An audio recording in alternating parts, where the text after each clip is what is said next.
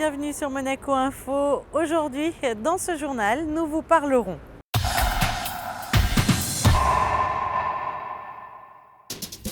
de la réception donnée en l'honneur des femmes à la résidence du ministre d'État. Retour sur le congrès Clean Equity Monaco qui a rassemblé de nombreuses sociétés dédiées à l'environnement et aux nouvelles technologies. Du tennis avec les 2 premiers simples entre Monaco et la Finlande au Monte Carlo Country Club à l'occasion de la Coupe Davis. Et du football avec les enjeux de la rencontre Évian-Monaco. Et nous ouvrons ce journal avec cette réception donnée par Michel Roger à la résidence du ministre d'État en l'honneur de la Journée internationale de la femme. Émilie Rousseau était présente, voyez son reportage. Le 8 mars prochain, le monde entier célébrera la Journée internationale de la femme. Cette année, c'est avec quelques jours d'avance que le ministre d'État a ouvert les portes de sa résidence aux femmes qui participent pleinement à la vie de la principauté. Ce vendredi, Michel Roger a voulu rendre honneur aux femmes chefs de service de son administration. En tant que directeur des ressources humaines de l'administration, je suis assez fière de voir que le nombre de femmes qui dirigent des services est de plus en plus élevé chaque année. Nous sommes un peu plus d'une vingtaine, 25 à peu près, qui dirigeons effectivement un service. Sans compter Madame Gramalia, donc, qui est conseillère de gouvernement, ou les directeurs généraux des départements qui assistent les conseillers, puisqu'elles sont au nombre de 2. Voilà, donc moi je trouve que c'est une bonne idée tous les ans de s'associer à cette journée internationale de la femme qui est célébrée dans le monde entier. Et au sein de la fonction publique, on peut voir que le rôle de la femme est de plus en plus important. Si elle représente 40% de l'effectif global, cette tendance s'inverse chez les cadres, puisque les femmes sont majoritaires sur les postes de catégorie A, à savoir 56%. Elles sont ainsi la preuve qu'une femme peut occuper de hautes fonctions, à l'image du conseiller de gouvernement pour l'équipement, l'environnement et l'urbanisme, Marie-Pierre Gramaglia. Ça fait 4 ans que j'ai été nommée par Son Altesse Sérénissime au poste de conseiller de gouvernement pour l'environnement, l'urbanisme et l'équipement. Donc effectivement, c'est un poste à responsabilité, c'est un poste majoritairement composé d'hommes et à connotation très masculine puisque les travaux publics, puisque les voiries, mais c'est un poste passionnant. Je suis entourée d'une équipe de chefs de service majoritairement d'hommes, mais également de femmes. Et c'est une mixité qui se passe très très bien et je pense que c'est un département qui travaille énormément et qui a de très bons résultats. En 2015, la Journée internationale de la femme mettra l'accent sur la déclaration et le programme d'action de Beijing, une feuille de route historique signée il y a 20 ans et qui établit le programme d'action pour la réalisation des droits des femmes. Bien que des progrès considérables aient été accomplis depuis, beaucoup de lacunes subsistent encore dans le monde. Pour la 8e édition consécutive, la CDE était partenaire du congrès Clean Equity Monaco, un congrès qui a ouvert ses portes au musée océanographique ce jeudi pour une durée de 2 jours. Plus de détails dans ce reportage. C'est le rendez-vous international dédié aux investissements dans les nouvelles technologies de l'environnement. Durant ce congrès, de nombreuses sociétés présentent ainsi leur vision novatrice et leurs projets lors de conférences ou d'ateliers mis en place spécialement pour l'occasion. C'est très intéressant parce qu'il faut quand même savoir que pendant ces 2 jours de congrès, depuis 8 ans, nous rencontrons entre 30 et 50 porteurs de projets donc dans tous les domaines des clean tech. Donc ça passe des systèmes de désalinisation, des systèmes de fonctionnement électrique, de traitement des déchets. Donc c'est intéressant pour 2 raisons. La première, c'est que ça peut intéresser la principauté de Monaco. Tous ces porteurs de projets sont très inventifs, brillants et tous leurs projets vont dans le sens de protection de l'environnement. Et la deuxième, c'est que quand même notre rôle à la Chambre de développement économique, c'est de les inciter à s'installer en principauté de Monaco et de grossir encore un peu plus ce pôle d'excellence en matière de clean tech. Un congrès qui rassemble donc de nombreuses sociétés novatrices et respectueuses de l'environnement. La société monégasque Hepburn Biocare, spécialisée dans les produits techniques et hôteliers sans phosphate, sans chlore et complètement biodégradable, a marqué également ce congrès par sa présence. J'avais toujours un rêve de faire quelque chose pour l'environnement. Et c'est commencé tout petit ici en France où j'ai traité de l'eau usée. Et avec ça, j'ai vu qu'il y a un marché énorme et beaucoup de choses à faire, surtout pour la mer. Il faut éviter les gens de jeter n'importe quoi non traité dans la mer. Et quand j'ai commencé, c'était en 2005. Et maintenant, en 2015, on travaille avec les plus grandes corporations du monde. Royal Caribbean, BP, Transocean, Carnival, toutes les sociétés qui veulent faire une différence. Et nous, on traite tous les lots usés, de l'eau de cuisine, sur le bateau avant qu'ils jettent dans la mer. Et on réduit le BOD et les solides, les TSS, par 90%. C'est incroyable. Le congrès Clinicity Monaco vient de refermer ses portes au musée océanographique, mais le rendez-vous est d'ores et déjà pris pour l'année prochaine. Et puis sinon, dans le reste de l'actualité en principauté. Ce jeudi, en fin de journée, le ministre d'État s'est rendu à l'auditorium Régnier 3. Michel Roger a assisté à l'ouverture du World Cord Blood Congress. La 5e édition de ce congrès traite des thérapies cellulaires innovantes et couvre un large panel de sujets allant de la science fondamentale aux aspects cliniques, y compris la biologie des cellules souches, les méthodes de greffe et l'utilisation du sang de cordon en médecine régénérative et inflammatoire. Le Grimaldi Forum, couronné à Londres par le magazine spécialisé Meeting and Incentive Travel, devant un parterre de 1100 représentants de tous les métiers du tourisme d'affaires, l'établissement a brillamment défendu les couleurs de la destination Monaco puisqu'il a reçu le prix d'argent dans la catégorie meilleur centre de congrès hors de Grande-Bretagne. Passons au sport à présent et au tennis. C'est parti pour la Coupe Davis ce vendredi avec les 2 premiers simples entre Monaco et la Finlande au Monte Carlo Country Club. Alors, où en sont les Monégasques à la fin de cette première journée? La réponse avec Frédéric Hélion. Logique respectée pour cette première journée de Coupe Davis au Monte Carlo Country Club. Après les 2 premiers simples, Monaco et la Finlande sont à égalité, un point partout. Premier sur les courses vendredi, Romain Arneaudo, 609e joueur mondial opposé au numéro 1 finlandais Jarkko Nieminen. Le 70e joueur mondial prend d'entrée le service du Monégasque. Très solide en fond de cours, il remporte la majorité des longs rallyes en poussant Arneaudo à la faute.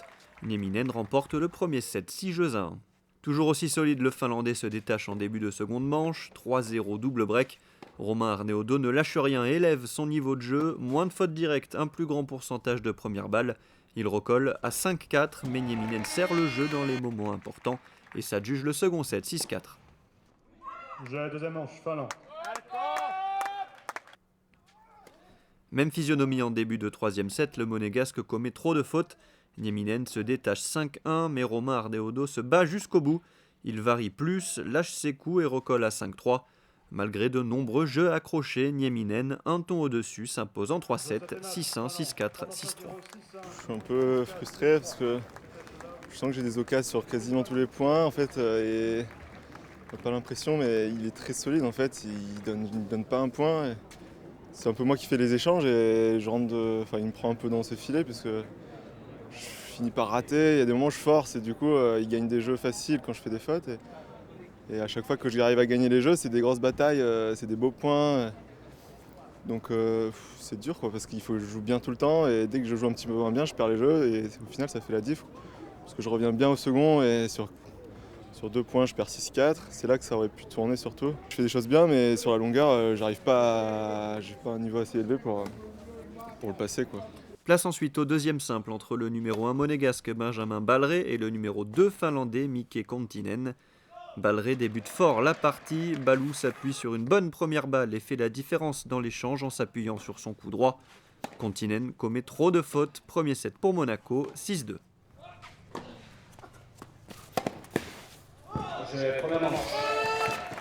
Dans la deuxième manche, le Finlandais se règle et enchaîne les points grâce à son très bon coup droit. Trop de fautes directes pour Balleret dans ce second set qui tourne à l'avantage de Kontinen, 6-2. Le Monégasque reprend l'ascendant dans le troisième set, 4-0 double break, puis 6-1. Dans le dernier set, Kontinen craque un peu physiquement et se frustre face à la solidité de Balleret. Malgré un dernier baroud d'honneur, le Finlandais abdique. Benjamin Balleret s'impose en 4-7, 6-2, 2-6, 6-2, 6-4. C'est vrai que je commence bien le match, il rate beaucoup. Et c'est vrai qu'en fait, le fait de me sentir très bien sur le terrain, j'ai risqué un peu plus. Et malheureusement, j'ai fait pas mal de fautes au second. Et puis lui aussi a élevé son niveau de jeu. Mais voilà, c'est la Coupe Davis et tu te bats et tu vois ce qui se passe. Et voilà, ça a bien tourné pour moi, avec un peu une petite frayeur à la fin, mais toujours difficile de finir les matchs en Coupe Davis parce que les mecs lâchent rien. Et voilà, et content de ramener l'équipe à un partout, c'était l'objectif. Donc voilà, demain le double va être très important. En football, Monaco se déplace sur la pelouse d'Évian à l'occasion de la 28e journée de Ligue 1. Le résumé de la rencontre avec Frédéric Elion. Il y a eu l'euphorie de l'Emirates Stadium, la double confrontation face au Paris Saint-Germain. Et maintenant, c'est un déplacement chez un adversaire d'un autre calibre qui attend l'AS Monaco, Évian Thonon-Gaillard, 16e du championnat.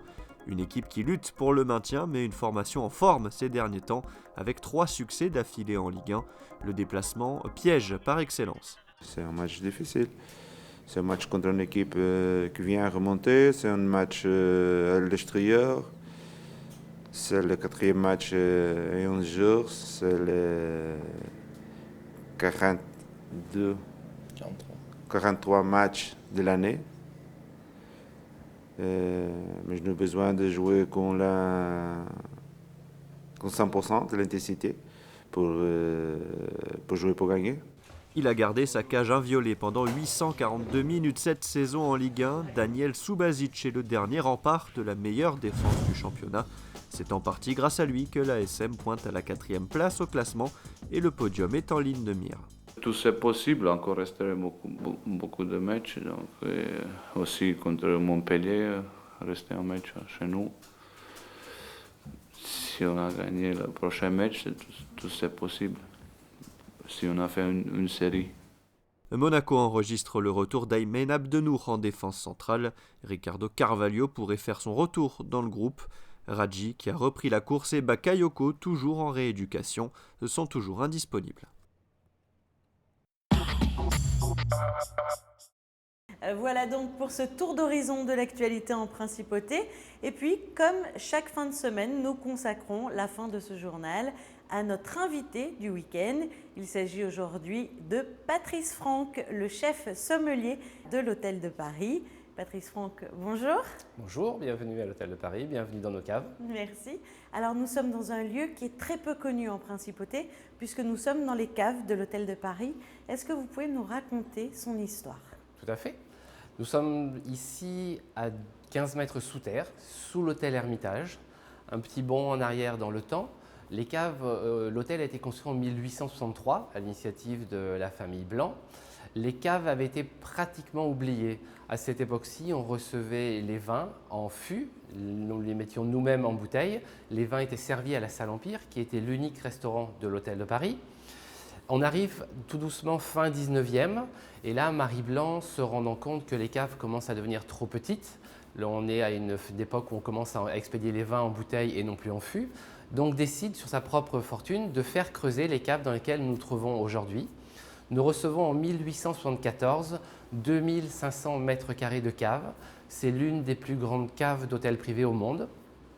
On entrepose aujourd'hui à l'intérieur approximativement 450 000 bouteilles de vin qui sont réparties dans 4 grandes familles très distinctes. Le plus grand marché pour nous au niveau de la Société des vins de mer, c'est la famille des champagnes. On est dans les premiers consommateurs européens de champagne en termes de volume pour la Société des vins de mer. On trouvera après les vins locaux, donc les vins de Provence, toutes couleurs confondues, que ce soit blanc, rouge et rosé. On trouvera après les vins de Bourgogne et les vins de Bordeaux. Par contre, en termes de stockage, on a pratiquement 78% des vins stockés en cave qui sont des vins de Bordeaux. On fait tous nos achats en primeur, donc sur la place de Bordeaux. On achète les vins en général février-mars de l'année qui suit la récolte et on les reçoit entre 18 et 24 mois en fonction de l'élevage au domaine dans nos caves. Alors nous le disions, vous êtes le chef sommelier de l'Hôtel de Paris. Parlez-nous un petit peu de votre parcours. Effectivement, depuis 15 ans maintenant, j'exerce comme chef sommelier à l'Hôtel de Paris. C'est, en ce qui me concerne, un parcours un petit peu atypique dans le monde du vin. Je n'étais pas du tout destiné à cette voie au début. J'ai passé un baccalauréat B d'enseignement général dans une section sport-études rugby. J'ai joué pendant 9 ans à très haut niveau, l'équivalent du top 14 aujourd'hui. J'ai eu la chance de connaître quelques sélections chez les scolaires et universitaires. Après, j'ai commencé des études de droit à Bordeaux.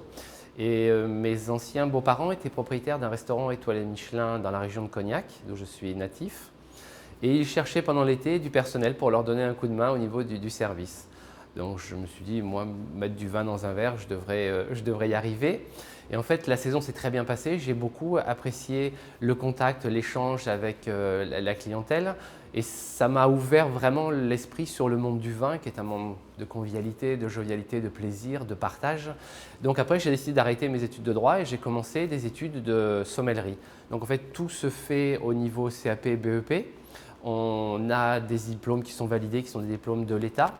Et je pense qu'après, c'est un petit peu comme chaque métier, l'investissement personnel qu'on veut bien donner à cette passion, puisque bon, on parle de métier, mais c'est plus une passion qu'un métier, permet peut-être à un moment donné de faire une petite différence avec d'autres collègues et amis qui ont travaillé dans la même promotion que moi en Charente. Et alors, vous travaillez dans un lieu, comme on disait, qui est légendaire, beaucoup de bouteilles. Quelles sont les plus mythiques ? Alors on a la chance effectivement d'être dans un endroit paradisiaque pour un sommelier. On a surtout la chance d'avoir une profondeur de cave qui est extrêmement importante et riche, puisqu'on va jusqu'aux années 1835, qui est la plus vieille bouteille qu'on stocke actuellement en cave, jusqu'au demi-millésime 2012 qu'on a commencé à recevoir en ce moment. On a vraiment des vins d'anthologie. On parlait de ce 1835 Marquis d'Aligre sur l'appellation Margaux. On a Château Yquem 1890, qui sont des vins de collection qui sont stockés pour nous dans une petite entité qui s'appelle le musée. Donc c'est vraiment le patrimoine historique des caves. Ce sont des vins qui ne sont plus du tout destinés à la consommation des clients. On garde ce patrimoine, c'est un peu la mémoire de la société en termes de vin et de secteur boisson. On peut aller maintenant en montant un peu dans le temps. On a des Châteaux Margaux 1929. On fait un petit parallèle historique avec l'histoire de la principauté. Vous savez que la principauté a été mise sous tutelle pendant quelques mois pendant la Deuxième Guerre mondiale. Les caves ont été bien entendu copieusement visitées. Et le chef des caves de l'époque, M. Étienne, avait eu l'idée de fermer une petite partie de la cave pour protéger le patrimoine vin qu'on avait déjà acquis à cette époque. Et bien entendu, les caves ont été copieusement visitées, la supercherie un petit peu vue. Donc ils ont commencé à enlever une rangée, 2 rangées, 3 rangées de bouteilles vides. Et ils ont arrêté. Et heureusement, derrière le reste de ce fameux couloir, était un grand caveau dans lequel étaient entreposés tous les plus grands vins dont disposait la société dans les années d'avant-guerre. Et notre Château Margaux 1929 est entré dans nos caves en 1931. Et depuis, n'a pas bougé de chez nous. Et on le sert encore aujourd'hui dans les restaurants. Il était positionné au restaurant Le Grill jusqu'au mois d'octobre l'année dernière pour la fermeture. Et c'est une bouteille qu'on vendait sur carte 9 500 €. C'est la bouteille la plus chère ? Alors c'est la bouteille effectivement la plus chère qui est positionnée sur carte au sein de l'Hôtel de Paris. Il y a quelques exclusivités pour l'établissement le Louis XV de Monsieur Ducasse qui sortent sur des prix un peu plus élevés que notre Château Margaux 1929. On peut parler de Magnum, de Petrus 45 et de grands vins comme ça, et de 82 qui sont exclusivement destinés au restaurant Louis XV de M. Ducasse. Alors est-il vrai que le prince Régnier et la princesse Grace aimaient tout particulièrement venir des fois dîner ici, en cachette un petit peu, dans les caves de l'Hôtel de Paris ? Alors effectivement, il y avait une filiation particulière envers les caves du prince Régnier et de la princesse Grace. J'ai malheureusement pas eu la chance de les côtoyer dans mon activité professionnelle, mais on sait que le déjeuner des 25 ans de mariage entre la princesse Grace et le prince Régnier a été célébré dans nos caves. On a dans cette partie-ci de la cave un petit caveau où était dressée toute une table en longueur. On mettait des tentures rouges pour chauffer un petit peu la pièce, que l'atmosphère soit un petit peu plus gaie et surtout chaleureuse. Je pense que c'est un endroit qui déjà est chargé d'histoire, qui est chargé de patrimoine, qui est chargé de vins mythiques. Et c'est surtout un endroit peut-être où il trouvait aussi un petit peu de calme, un peu de réconfort par rapport à la vie surexposée auquel il devait être confronté au quotidien. Patrice Franck, merci d'avoir répondu à nos questions. On se quitte à présent avec les prévisions météorologiques pour les jours à venir. À bientôt sur Monaco Info. Ce week-end, le temps sera sec et ensoleillé. Samedi, un ciel bien bleu, de rares nuages et des températures de début de printemps. Elles oscilleront entre 10 et 16 degrés. Dimanche, le temps restera tout aussi agréable malgré un soleil légèrement voilé. Lundi, le climat sera toujours doux et la journée sera belle. Quant à mardi, même prévision que les jours précédents avec du soleil et des températures douces.